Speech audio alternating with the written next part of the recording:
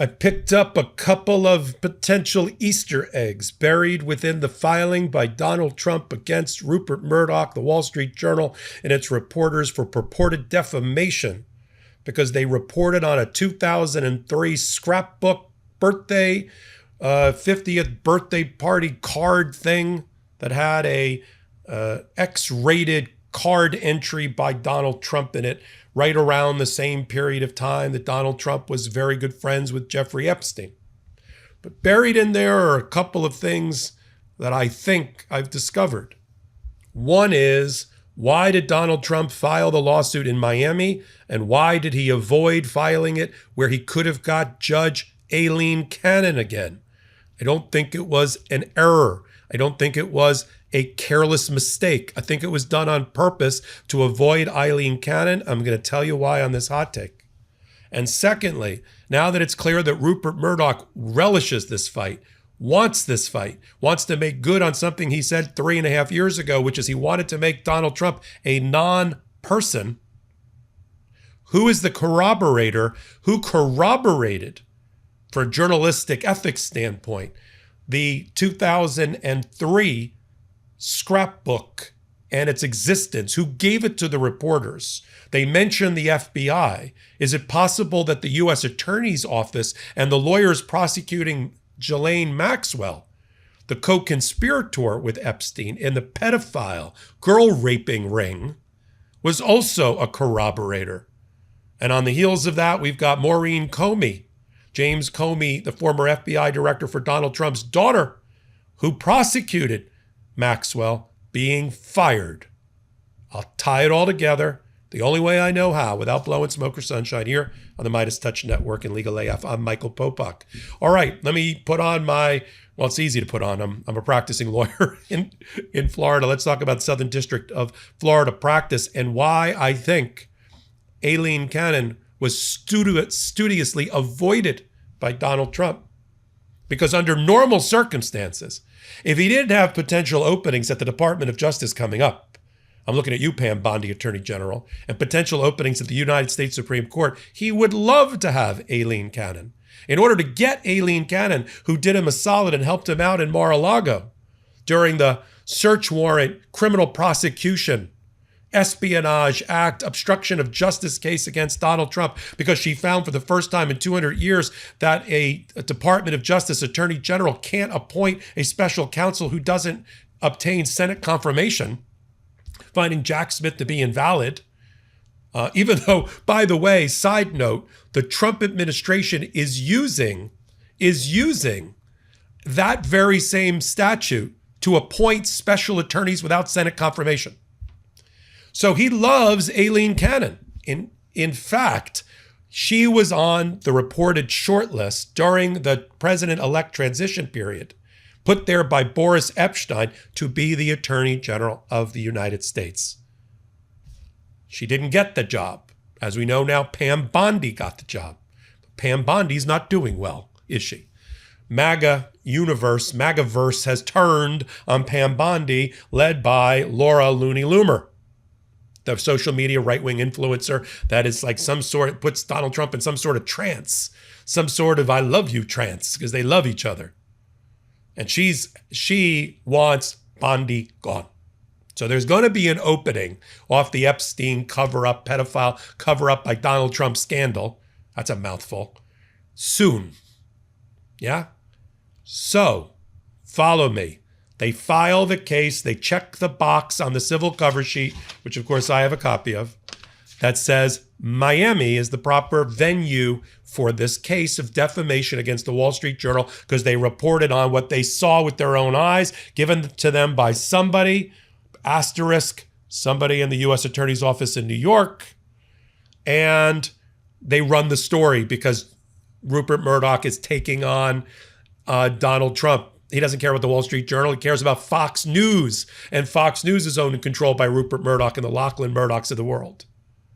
And so they check the box for Miami, not just because their lawyer, Alejandro Brito, is located in Miami-Dade County, but because they want to avoid checking the box for where?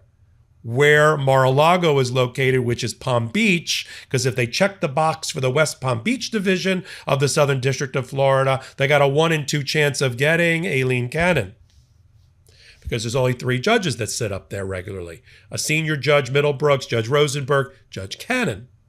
That's how she got the case last time. Click, they checked Fort Pierce or they checked West Palm Beach. She sits kind of a part-time in West Palm, full-time in Fort Pierce. And they got her, but they don't want her again.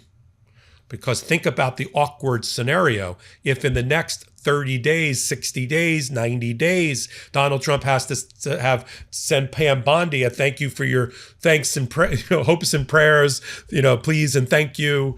Your services will no longer be needed. Go spend more time with your family. Letter. If that opening happens, think of the awkward situation of the case assigned for defamation for billions of dollars, sitting in the presiding judge being Ailen Cannon, that he now wants to flip over to be the head of the Department of Justice. Or if there's an opening during the course of this case, which could last a year, especially if Rupert Murdoch isn't going to settle the case or it takes a year or 2 to settle, then if there's an opening on the United States Supreme Court that he wants to stick, I know, by the way, I'm not promoting this. I don't want this to happen, but I am not going to blow smoke or sunshine either. If there's an opening on the U.S. Supreme Court, Alito and Thomas both over, pushing mid-70s, would he slide Ailen Cannon in there or another appellate court opening? There hasn't been many appellate court openings yet. In fact, we're 6 months into this administration. Donald Trump does not have a U.S. attorney confirmed yet. And he doesn't have a judge position or an appellate judge position confirmed yet. Emil Bovee may change that in the next month or so. But he's not doing good on that front, on the federal judge front. You know what they say, first impressions matter. And whether I'm in court, on camera, or just heading out to meet friends, looking sharp isn't optional, it's essential. And staying well-groomed, that takes tools you can trust. For me, that's Harry's. I've been using Harry's for a while now, whether to clean up around my beard or when I'm clean shaven, and I'm hooked. The trial set I got came with a sleek, weighted handle that feels like it belongs in a high-end barbershop, a 5-blade razor, their signature foaming shave gel, and a travel cover, all delivered straight to my door. The packaging is clean and modern, and yeah, it looks pretty good sitting on my bathroom counter. I keep a short beard, and I like a clean shave on the neck and cheeks. Harry's gives me a close, smooth result around my beard or when I shave it all off every time without the irritation. And the shave gel, rich lather, fresh scent. Honestly, it's a game changer. Here's the best part. You get top quality German engineered blades, customizable refills for as low as $2, and that $10 trial set, right now it's just $6. Show everyone you mean business. Get Harry's. Normally their trial set is $10, but right now you can get it for just $6 at harrys.com/legalaf. That's our exclusive link, harrys.com/legalaf for a $6 trial set. So, I don't think it was an accident that Ailen Cannon was avoided. I think he's keeping her on the bench, keeping his powder dry to appoint her and have her fail up to another position. That's one. Let's go to the second Easter egg. Buried in the complaint and in the Wall Street Journal article that is the foundation for the defamation case is the representation by the reporters that they've seen the scrapbook and or the pasting in it of Donald Trump's X-rated birthday card, where he signed his name, that Sharpie pen with that squiggle signature, and the squiggle signature became the pubic hair for the pornographic doodle that Donald Trump included to Jeffrey Epstein, which Donald Trump, of course, denies. They say that they've spoken to that the FBI agents and the people responsible for the prosecution of Epstein and Ghislaine Maxwell saw this material. Now, I don't know if it went to the grand jury evidence box, but they spoke to people who saw it. They saw it, and they spoke to people who saw it in real time during the prosecution and the investigation. We know that Ghislaine Maxwell got prosecuted not by Florida, but by the Southern District of New York, where Maureen Comey was a lawyer because she was the prosecutor for Ghislaine Maxwell, James Comey's daughter, and convicted her in front of a jury, 9-0, of sex trafficking of underage girls and rape, effectively them being raped by Epstein. So I assure you, the Wall Street Journal does not run that article without having corroborating evidence and witnesses about it. Right before the article is published. But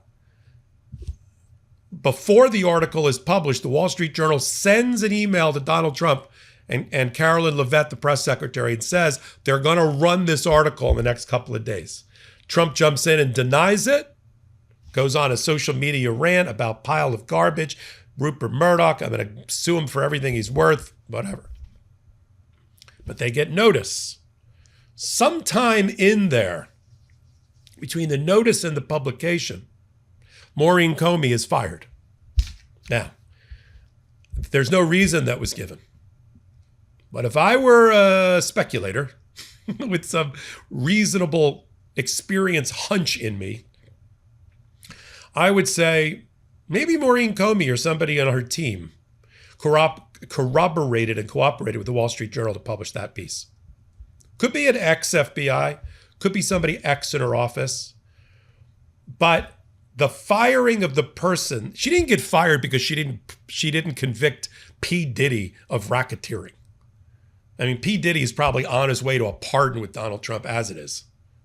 I have no insider knowledge on that. That's just my observations as a human being and a lawyer. But on the Moren Comey side, she successfully prosecuted Ghislaine Maxwell. Ghislaine Maxwell's family's trying to lobby Donald Trump to get a pardon. Donald Trump's trying to sweep Epstein and his relationship with Epstein under the rug, as is others in his administration, including the Commerce Secretary, Howard Lutnick, that bought the townhouse next to one of the scenes of the crime for the Predator experience and lives there still in New York. Everybody in the Trump administration wants to sweep this under the rug. Pam Bondi, Donald Trump as a willing friend, colleague, wingman of Epstein during critical moments when he was also a sexual predator.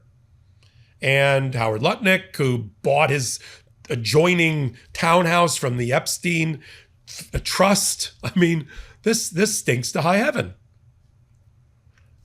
So I don't think it's a coincidence that Maureen Comey was fired as Ghislaine Maxwell's prosecutor in the period between Donald Trump's team getting notice of the article and the article being published. Cannon and Comey covered here on Legal AF and on the MeidasTouch Network. While you're here, hit the free subscribe button. Come on over to Legal AF, the YouTube channel that I curate. I'm the editor-in-chief over there. We've got 12 amazing contributors. Hit the subscribe button. We have no outside investors. We have no paywall. And as you can see, journalists are getting fired left and right for expressing their views and First Amendment rights. We have some of them on our own channel. Katie Fang, for instance. Michael Cohen. We just saw Stephen Colbert have decades of work on television dashed because he had the balls to take on his bosses at CBS who sold their soul in the Tiffany network, and 60 Minutes forever flushed down the toilet to settle a case they never should have settled with Donald Trump for $15 million of cash and $15 million of future ads that we're going to have to suffer through related to the Trump administration. We need your help. Hit the subscribe button. That's the way to do it. There's no paywall at Legal AF YouTube channel and MeidasTouch. So until my next report, I'm Michael Popok. Can't get your fill of Legal AF? Me neither. That's why we formed the Legal AF Substack. Every time we mention something in a hot take, whether it's a court filing or a oral argument, come over to the Substack. You'll find the court filing and the oral argument there, including a daily roundup that I do called, wait for it, Morning AF. What else? All the other contributors from Legal AF are there as well. We got some new reporting. We got interviews. We got ad-free versions of the podcast and hot takes. Where? Legal AF on Substack. Come over now to free subscribe.